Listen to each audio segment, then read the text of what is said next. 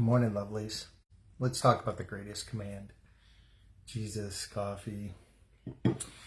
So, this morning's YouVersion verse was actually Deuteronomy 6:5, which is love the Lord with all of your heart, mind, soul, and strength.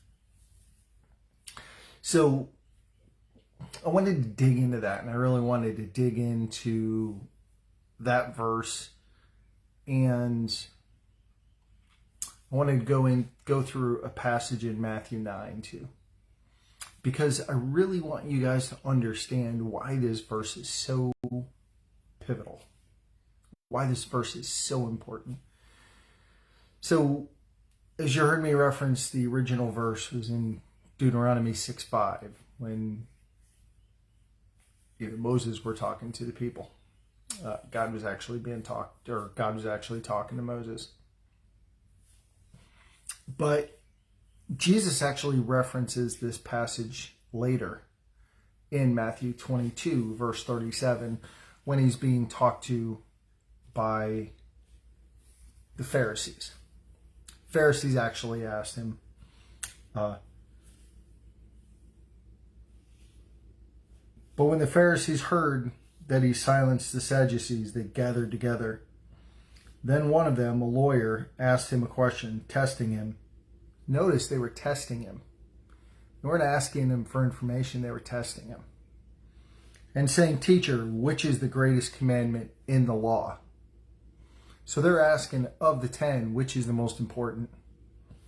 Jesus' response, can't put God in a box.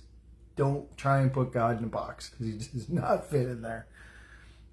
You shall love the Lord with all of your heart, all of your soul, and with all of your mind.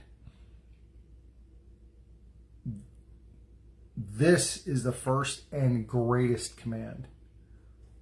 And the second is like it. You shall love your neighbor as yourself. On these two commandments hang all the law and the prophets. So he said, you're going to put me in a box and ask me which is the greatest? This is the greatest. I'm going to go outside of anything in Exodus 20, which is where the 10 commandments are. I'm going to go outside of that, and I'm going to tell you Deuteronomy 6:5. Love the Lord your God with all your heart, mind, soul, and strength. So, why is that the greatest command? Why? Because God delivers us from where we were, right? Just like he delivered the Israelites from Egypt. That's when this is being talked about.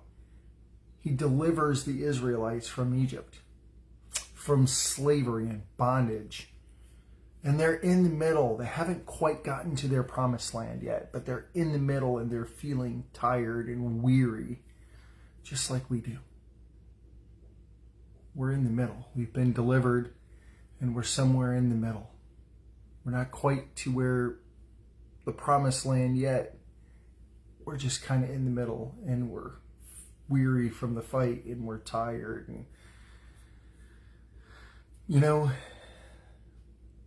that's when this command is so important, because when you love the Lord with all of your heart, mind, soul, and strength, he draws you to him. He draws you closer to him.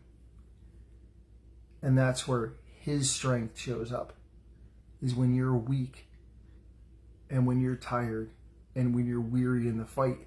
That's when his strength shows up. His strength is perfected in your weakness. That's where he is waiting, because he loves you. And when you've placed your faith in him and you're loving him, you are his child, and he's going to protect his children. He's going to get his children through.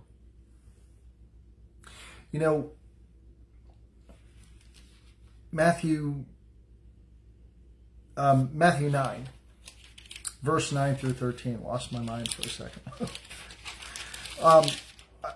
I want to show you, and it's so important. This is when give you reference of this passage and give you context of this passage. Jesus just called Matthew to himself, so a tax collector, which back then, guys, was a Jew that was taxing the snot out of other Jews. So tax collectors back then were like the greatest of they were the most hated because they were often keeping money for themselves. So they were not well liked. So Jesus calls Matthew to himself, and they go and eat a dinner at Matthew's house. And there's followers there, and they're sitting there talking, and the Pharisees walk by and they get wind of this. And they hear this. And what do they say? The Pharisees saw it. They said to his disciples, "Why did your teacher eat with tax collectors and sinners?" When Jesus heard that, he responded. He didn't say,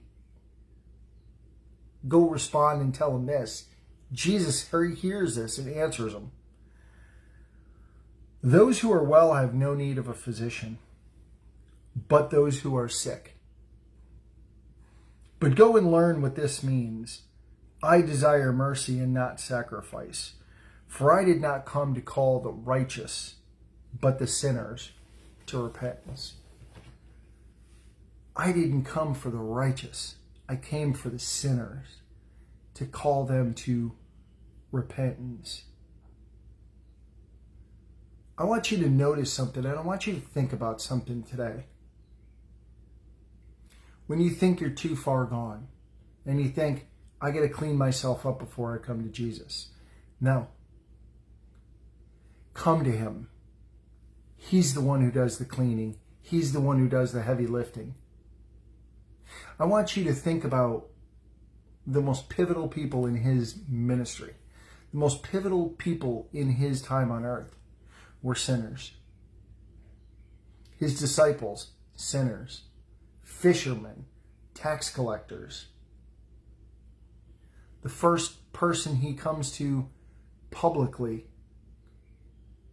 as the Messiah, an adulteress, a woman on a well, the woman at the well, who'd been married 5 times and was living a sexually immoral life. The first person he chooses to show himself as the Messiah. I want you to think about that criminal on the cross. The first person he takes to paradise with him. After his crucifixion, the first person he takes to paradise with him is a criminal on a cross. Do you see it? He doesn't come for the self-righteous. He came for the sinners. Why? Because he loves the broken. He has compassion for the broken. That's who he calls. That's why this is the greatest command. Because when you love him, he draws you to him, draws you closer and closer to him. The more and more broken you are, and the more you submit and love him, he's going to draw you even closer. And when you feel like you're weary from the fight, that's where his strength excels. And when you feel like you're tired and you can't do it anymore, that's where his word renews you and puts you on wings like eagles. Morning, Ron. He does that. You draw near to him, he'll draw near to you. But again, that's why that's the greatest command. That's why Deuteronomy 6 is the greatest command. Because when you love him, guess what? Your life changes. You're made in his image when you choose to place your faith in him and love him with all you are. You're a child of God. You're his daughter. You're his son. It's a beautiful thing. Life-changing for this guy. And I know he could do the same for you as he's done for me. So I love you guys. I know he loves you like crazy. Love him back. Love him back. And we'll be back tomorrow with whatever Dad wants to talk about.